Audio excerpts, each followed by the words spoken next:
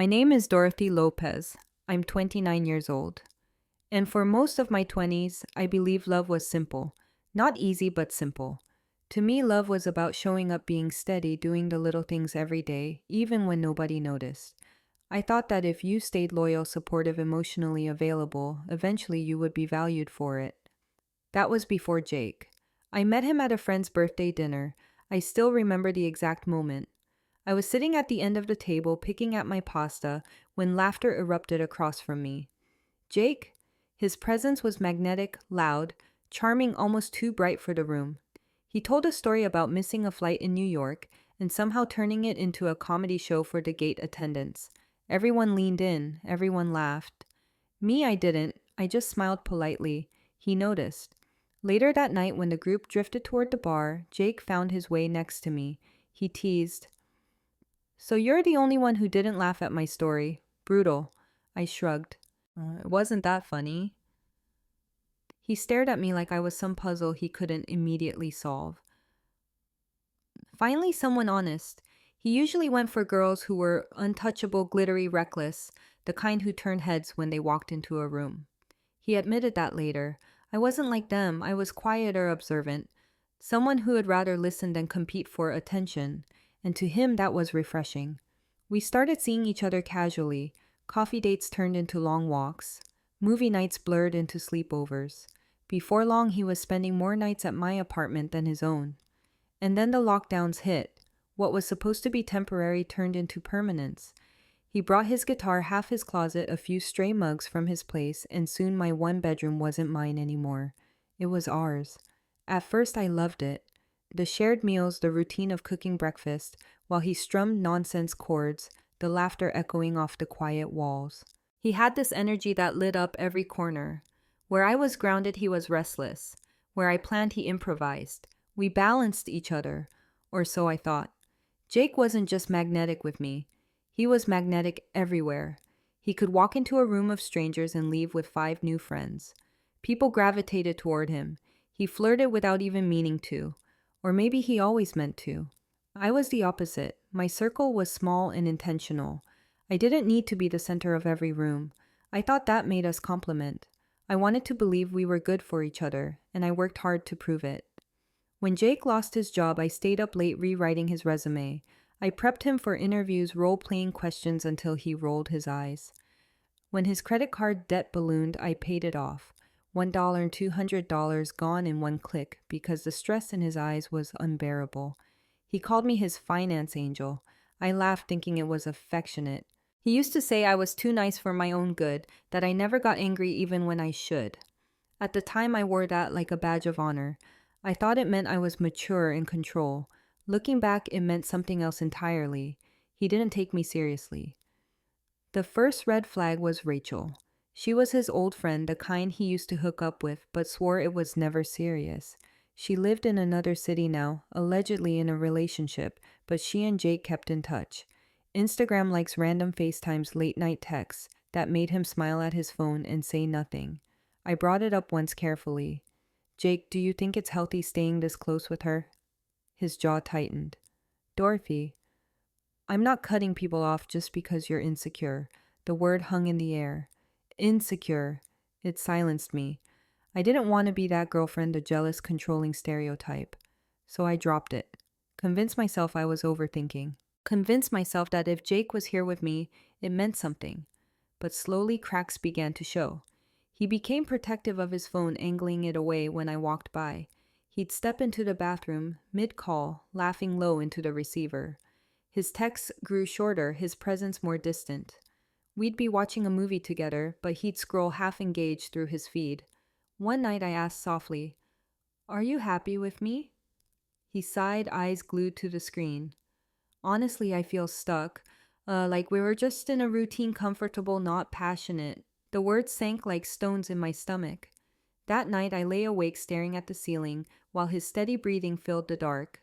I felt the invisible distance between us widening, a canyon neither of us wanted to name. I should have seen it coming.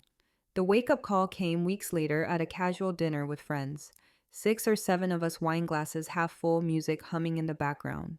I stepped outside to take a call from my mom. When I came back in, I froze in the hallway. I couldn't see them, but I heard them. Jake's friend said casually, "So are you actually going to tell Dorothy about Rachel, or just hope it fizzles again?" The room went silent, then Jake's voice lower. "Not yet. No point if Rachel disappears again like last time. But if she sticks this time, I'm done pretending." I stood in the shadows, heart pounding so loud I thought they'd hear it. My fingers trembled, but my face remained calm when I walked back into the room. He looked up, smiled at me like nothing was wrong. I smiled back, but inside something cracked. That night I didn't sleep. My brain replayed the words, looping them until dawn. If she sticks this time, I'm done pretending. How long had I been his disguise? How much of the past 2 years had been an act I told myself I needed proof, that maybe I misheard, that maybe he was just venting. But deep down I already knew, and the proof came sooner than I ever imagined. After that night at the dinner party, I couldn't unhear the words, "If Rachel sticks this time, I'm done pretending." The phrase lived in my head, echoing like a bell I couldn't silence. Still, I stayed quiet. I wanted to believe maybe I misunderstood. Maybe Jake just exaggerated to look cool in front of his friends. But once you hear something like that, you start noticing all the little things you'd been trying to ignore. The phone face down on the counter, the long showers with muffled laughter behind the door. The sudden smirk when a notification lit up his screen. Rachel always. Rachel. One night I tried to bridge the gap. He was sprawled on the couch, eyes glued to his phone, while I sat curled on the other end with a book I hadn't turned a page in for 20 minutes.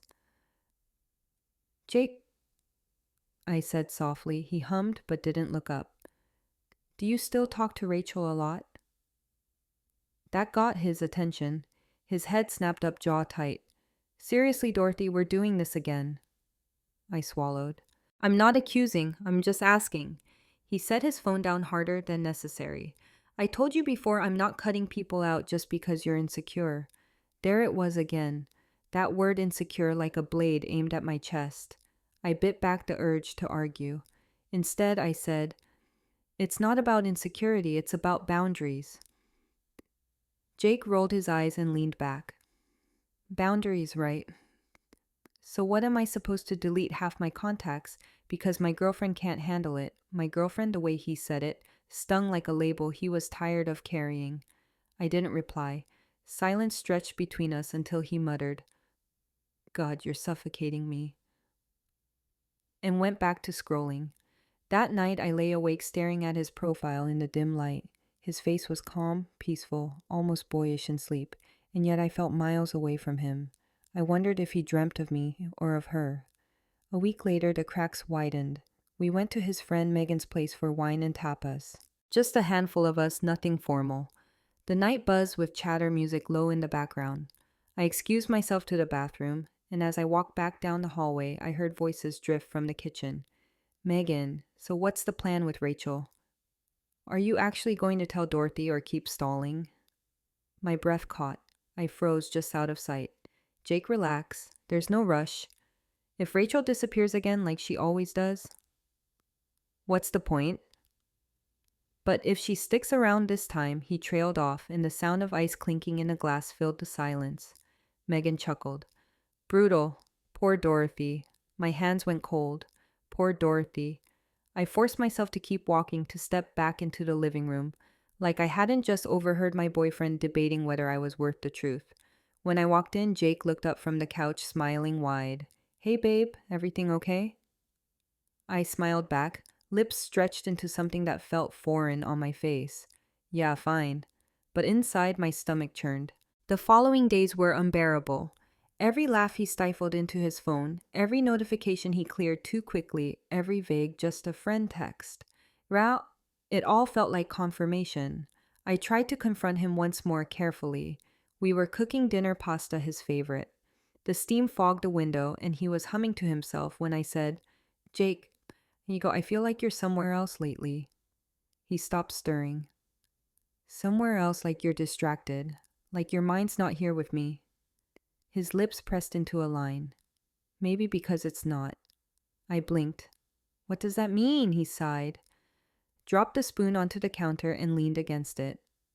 "Look, Dorothy, we've been in this routine. Same dinners, same nights. I don't know if this is passion anymore or if we're just comfortable. My chest tightened. Comfort isn't bad, Jake. Comfort is stability. He shook his head. Stability feels like a cage sometimes. The words hit me like a slap. I wanted to argue to remind him of everything I'd done for him. Late nights rewriting his resume, paying off his debt, standing by him through every failure. But the words caught in my throat. I couldn't beg him to see my worth. Not again. So instead, I turned off the stove and whispered, "Then maybe you should figure out what freedom looks like to you." We ate in silence that night. The distance grew unbearable. I started noticing small, chilling details, his shirt smelling faintly of a different perfume, his sudden excuses for being late. The way he angled his laptop away from me. I tried to convince myself I was imagining it, that maybe all couples hit rough patches, that maybe I was the problem. But then came the night that confirmed everything. It was late, close to midnight. I walked into the kitchen to get water and froze at the doorway. Jake was on FaceTime, his phone propped against a glass. Rachel's face filled the screen. He was smiling in a way I hadn't seen in months, eyes lit up, hand absently twirling his hair like he used to do on our first dates. "I always liked you more," he said, voice low. "I only stayed with Dorothy because you kept ghosting me. But now that you're back," he chuckled, "I'm not missing my chance again." Rachel giggled. "You're awful." My world shattered in that moment. The glass slipped from my hand and shattered against the floor. Both their heads turned toward the sound. Jake's eyes widened. "Dorothy." But I didn't wait. I turned and walked down the hall, my body moving before my mind caught up. In the bedroom, I pulled out a duffel bag, stuffed it with clothes, grabbed my keys and laptop. He followed, voice sharp with panic. "Dorothy, wait. It's not what you think." I zipped the bag without looking at him. My hand shook, but my voice was steady when I said, "It's exactly what I think." And then I walked out. That night, I slept in my car in the parking garage of my office building. Not because I didn't have friends, not because I didn't have places to go, but because I needed silence. Silence where no one could lie to me. Silence where I could finally hear the truth. And in that silence, for the first time in 2.5 years, I felt calm. The morning after I left, I sat in my car watching the sun creep over the skyline. I hadn't slept, but I didn't feel tired. I felt hollow, like someone had scooped out my insides and left me with silence where my heartbeat used to be. Jake's text had started around midnight. "Dorothy, where are you? Dorothy, come home. Dorothy, please let's talk." By 3:00 a.m., the messages had turned desperate. By 5, apologetic. By 7, quiet. I didn't answer a single one. That evening I went back, not because I wanted to reconcile, but because I needed him to say it out loud. I needed to look into his eyes and hear the truth in his own voice, not filtered through Rachel's laugh or Megan's whispers. When I opened the door, Jake was on the couch, hair messy, hoodie slouched, scrolling through his phone like nothing had happened. He looked up startled, then tried to smile. "There you are, God." I was worried. "I needed a night to think," I interrupted. My voice was calm. Too calm. He shifted uncomfortably. About what I gestured toward this couch. "Sit." He hesitated but obeyed. I stayed standing, my bag still hung from my shoulder. "I want to ask you something," I said, steady, almost clinical, "and I want the real answer." He nodded wearily. "Okay. Are you still in love with me?" The question hung in the air like smoke. His eyes darted, calculating. "Dorothy, of course I care about you." "That's not what I asked." His throat worked. He looked away. "I don't know. Things have been weird. We both felt it." "And what about Rachel?" I asked flatly. That froze him. His eyes snapped back to me, wide. "What about her?" I didn't blink. "I heard you at Megan's, and again last night. You told her I was just someone you fell back on." Jake's face drained of color. His lips parted, closed, then parted again. Finally, he muttered, "That was a private conversation. Do you deny saying it?" Silence. I nodded slowly. "Right." He shot to his feet, defensive. "It's not what it sounded like." I didn't move. "You said you only stayed because she ghosted you, that I was your backup plan." He ran his hands through his hair. "I was confused, Dorothy. I didn't know what I wanted. Rachel's been in and out of my life forever, and I was what I cut in your emotional storage unit in between breakups." His voice sharpened. That's not fair. What's not fair, I said quietly, is how long I stood by you while you played pretend. I believed in you when no one else did. I helped you get back on your feet. And the whole time you were just waiting for someone better to show up. I never said she was better. You didn't have to. We stood there in the dim light of our living room, the hum of the refrigerator the only sound between us. His face crumpled like he wanted to cry, scream, argue all at once, but all he managed was a whisper. So what now? I adjusted the strap of my bag. Now I'm done, Jake. You made your choice. I just finally heard it out loud. His voice broke. You're not even going to try. Not even going to work through this. I laughed bitterly. I worked through this for 2.5 years alone. You were just waiting for someone else to come pick you up. Dorothy, you're blowing this out of proportion. Please just give me a chance to explain. You already did. I turned toward the door. Wait. His voice rose desperate now. You're just going to walk out. I paused, hand on his handle, and looked back. You walked out first, Jake. I'm just catching up. Then I opened the door, stepped into the hallway, and shut it behind me. No slam, no dramatic exit, just finality. I didn't go back, not for my clothes, not for the book stacked on my nightstand, not for the coffee mug I loved. He could keep it all. That night, I lay in the quiet of a friend's guest room, staring at the ceiling. For the first time in years, the air didn't feel heavy. The silence didn't feel hostile. It felt clean. Jake thought he'd broken me. But what he didn't realize was that he'd set me free. The first night I stayed at my friend's guest room, I didn't unpack. I just set my bag on the floor, lay on the unfamiliar bed, and let the silence swallow me whole. It wasn't the kind of silence I used to fear. The tense pauses with Jake, the silence heavy with things unsaid. The silence was clean, empty, safe. And in that emptiness, for the first time in years, I could breathe. Jake didn't let me breathe for long. The text came first. Dorothy, please, let's talk. You're misunderstanding everything. I didn't mean it like that. When I didn't reply, they turned into voicemails, his voice shifting from calm to frantic, from angry to pleading. Dorothy, you can't just disappear on me. We've been together too long for you to throw it away like this. Call me back, please. I didn't. By the second day, the email started paragraphs. Long, apologies tangled with excuses. He said he panicked. He said he didn't mean what I heard. He said Rachel was just a phase, that I was the one he truly cared about. Reading his words felt like staring into a cracked mirror, distorted, desperate reflections of a man who had already lost. I closed my laptop and didn't open it again for the rest of the night. The silence became my weapon, though I didn't mean it that way at first. I wasn't trying to punish him. I just needed the quiet.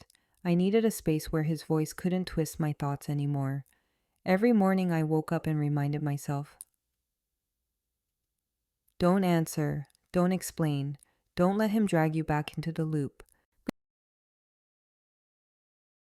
And every morning I got a little stronger. Healing didn't happen in some dramatic burst. It crept in slowly, disguised as small choices. The first week I forced myself to go outside, just a walk around the block, headphones in the late summer air brushing against my skin. For the first time in months, I noticed the world beyond Jake's orbit, the children biking down the street, the scent of jasmine blooming from a neighbor's garden, the sound of my own footsteps without his beside me. The second week I went back to the gym, not out of spite, not to sculpt some revenge body, but because I wanted to feel strong in my own skin again. Each mile on the treadmill burned away another layer of numbness. The third week I pulled my old camera from the closet. Photography had been my escape, once catching light, framing stories, and stillness, but Jake used to roll his eyes when I carried my camera everywhere. You look like a tourist, he'd say. I stopped bringing it out eventually. Now I dusted it off, slung it around my neck, and walked through the park. The lens became my therapy.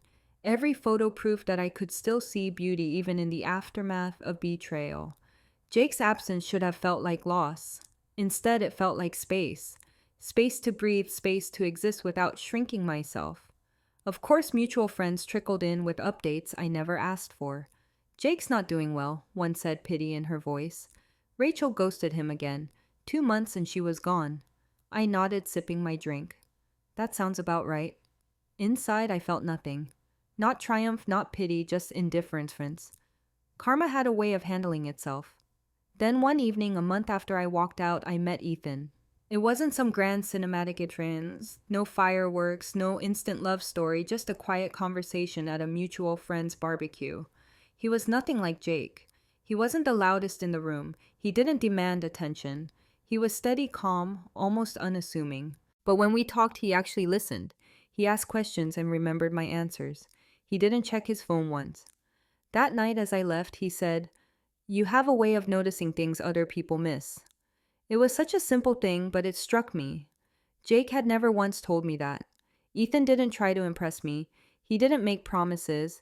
He just showed up consistently, quietly. And for the first time in months, I felt something that wasn't anger or grief or numbness. I felt peace. Jake, of course, wasn't done. Another email landed in my inbox a week later. "Dorothy, I know you probably won't read this, but I just want you to know I get it now. I messed up something real because I was chasing something that never existed. Rachel was never what I thought she was. You were. You were the only one who ever showed up for me. Please just give me a chance to make it right." I read it once, then deleted it, because the truth was, I didn't need his apology anymore. I wasn't waiting for him to recognize my worth. I had already recognized it myself. Time didn't heal everything overnight, but it gave me distance, and distance gave me clarity. By the second month without Jake, the frantic texts and emails slowed. Silence settled back in, and I let it stay. The less I heard from him, the lighter I felt. But silence also left room for me, room to rebuild, room to fill my life with things that had nothing to do with him. I started small. Weekends became my sanctuary. Saturday mornings, I'd lace up my sneakers and go hiking. There was something about the dirt under my shoes, the ache in my calves, the way sunlight filtered through the trees. It reminded me I was still alive, that I could carry myself somewhere new one step at a time. Afternoons, I pulled out my paints. Canvases leaned against the walls of my small apartment, splattered with colors I hadn't touched in years. Jake never liked the smell of acrylics, said it gave him headaches. So I stopped painting. Now I painted in silence, letting the brush move however it wanted. The result didn't matter. What mattered was that every stroke was mine. Nights were the hardest. That was when memories crept in, whispering whiteify and May. But even those nights grew easier when I let myself dream about something beyond Jake. About someone who might see me without needing me to shrink to wait to beg for a fraction of love. That someone turned out to be Ethan. Our paths kept crossing after that barbecue. A group dinner here, a mutual friend's game night there. At first we just talked about books, about work, about why he thought cats secretly ruled the world. He wasn't flashy. He didn't tell stories to hold the spotlight. He just listened. Really listened in a way that made me feel seen instead of scrutinized. When he finally asked if I wanted to grab coffee, he added, "No pressure, just two people talking." And for the first time in years, I said yes without hesitation. Coffee turned into walks through the park. Walks turned into late-night conversations that stretched until dawn. There were no games, no guessing where I stood. Ethan made it clear from the beginning. He valued honesty, not drama. I told him bits of my past, careful not to drown him in details. He didn't push. He didn't flinch. He just nodded and said, "Take your time. I'm not going anywhere." It wasn't a whirlwind romance. It was steady, gentle, the kind of love that grew in quiet spaces. And I realized how exhausting it had been to constantly prove my worth to Jake, to fight for scraps of attention while he kept one eye on someone else. With Ethan, I didn't have to prove anything. Just being myself was enough. Meanwhile, Jake's unraveling reached me through whispers. At a mutual friend's birthday, someone leaned across the table and said, "You know Jake and Rachel didn't last." She ghosted him again. 2 months and she was gone. I stirred my drink and said, "That sounds like Rachel." The friend gave me a cautious look. "Sorry, I just thought you'd want to know." But I didn't, because the truth was I didn't feel anything. Not vindication, not pity, not longing, just emptiness. Jake was becoming a stranger, someone I used to know. Of course he tried again. They always do. Another email came, longer this time, rambling, emotional. He said he missed me, that he didn't realize how much I meant to him until I was gone, that he was confused when he said those things, that he didn't mean it the way it sounded. Of course he didn't. Of course, it only sounded bad now that he realized I wasn't waiting on the sidelines anymore. I didn't respond because the truth was, I didn't miss him. Not really. What I missed was the version of him I thought was real, the version I had built in my head brick by brick out of hope and loyalty. But that version had died the night I heard him say I was just a backup plan, and I had no intention of resurrecting it. Ethan and I kept moving forward slow and steady. He never once made me feel like a placeholder. He never made me question whether he'd choose me tomorrow. One night, as we sat on a park bench watching the city lights flicker across the water, he turned to me and said, "You know you don't have to carry it alone." "Carry what?" I asked. "The weight of someone else's mistakes." I blinked, caught off guard. But then, for the first time, I let myself smile without bitterness. Maybe I'm learning to put it down. He reached for my hand, not to rescue me, not to fix me, but simply to hold it to remind me I wasn't alone anymore. And in that quiet moment, I realized I hadn't just lost Jake. I had lost a version of myself who believed I needed him to feel whole. And that loss, that was the best thing that had ever happened to me. By the third month of silence, I thought maybe Jake had finally given up. The emails stopped. The texts stopped. The nights felt quieter. The mornings lighter. But people like Jake never let go quietly. It started small. An unknown number with a text that read, "Hey, I know I'm probably the last person you want to hear from, but I just wanted to say I'm happy for you. I saw a photo of you and that guy. He seems nice." I didn't reply.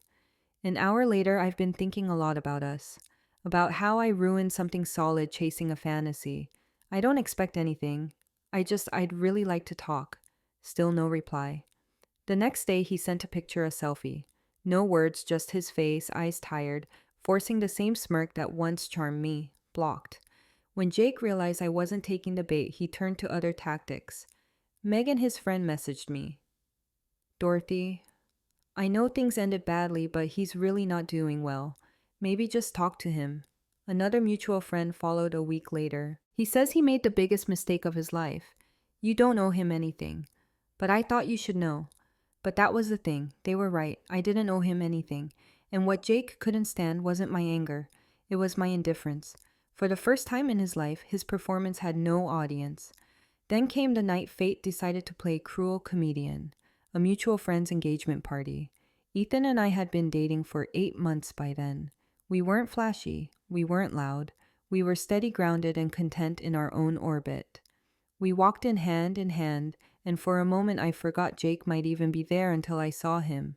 He stood at the bar alone, nursing a drink, his hair longer, his face thinner, like someone who hadn't been sleeping. When his eyes met mine, he froze. I didn't flinch. I just nodded politely, then turned back to Ethan, who was already making me laugh about something trivial. But 15 minutes later, Jake was at my side. "Can I talk to you?"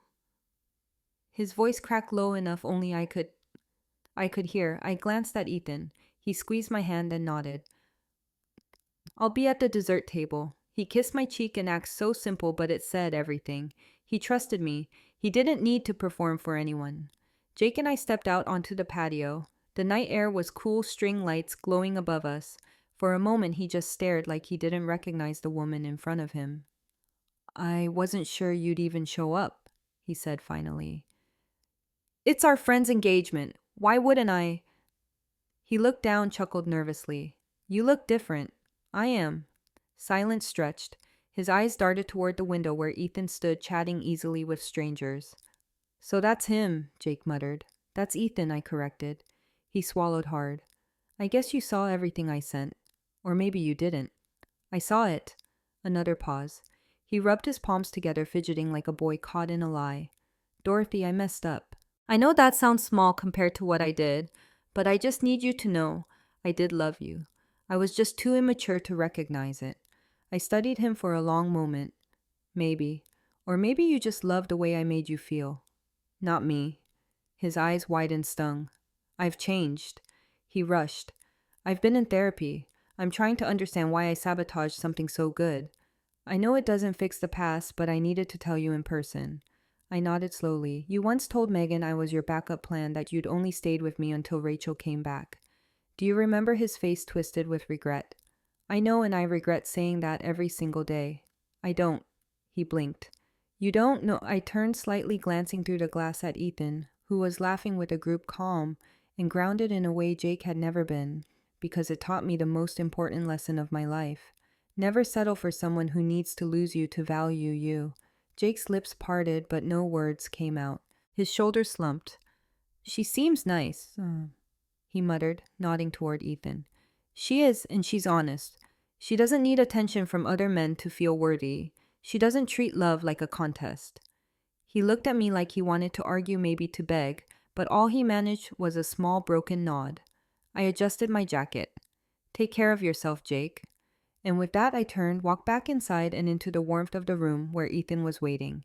When he saw me, he smiled like I was the only person there, and for the first time I believed it. After the engagement party, Jake never reached out again.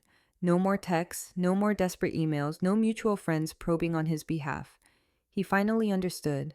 He no longer had access to me, not to my time, not to my energy, not to the love I once gave so freely. And that was the real ending. People often think closure comes from an apology, from hearing the person who broke you admit they were wrong. But real closure is quieter. It's when you no longer need their words to make sense of what happened. For me, closure came in small, ordinary moments. It came in the mornings when I woke without heaviness in my chest. It came in the calm of my apartment, where peace lived now instead of suspicion. It came in the laughter Ethan and I shared over burnt pancakes on Sunday mornings. Healing wasn't loud. It didn't look like revenge. It looked like peace. 2 months after that party, I was cleaning out an old drawer when I found it. An old sticky note Jake had written years ago. A silly little thing folded at the corner. The ink smudged. You're my favorite safe space. Don't ever change. I stared at it for a moment. Back then, I had clung to those words like proof that I mattered, that I was chosen. Now I smiled once softly, then crumpled it and tossed it into the trash. Because I had changed. I wasn't someone's safe space while they waited for a thrill ride. I wasn't someone's backup plan there just in case. I was my own safe space. And because I chose myself first, Ethan could choose me too. Ethan and I eventually moved in together, a modest little place with more plants than furniture at first. We argued playfully about whether the cat should sleep on the bed, spent weekends painting walls and laughing over crooked picture frames. It wasn't perfect. It wasn't a fairy tale, but it was real, and it was enough. Sometimes friends ask if I ever hear about Jake. I don't. A mutual acquaintance once mentioned he'd moved back in with his mom for a while, that he switched jobs again, that he was keeping a low profile, but none of it stuck in my mind. I don't hate him. I don't wish him pain. I just don't care anymore. He became a lesson I outgrew. A name that used to matter. Now just background noise. Like a song you once loved, but haven't played in years. What matters now is the life I built after him.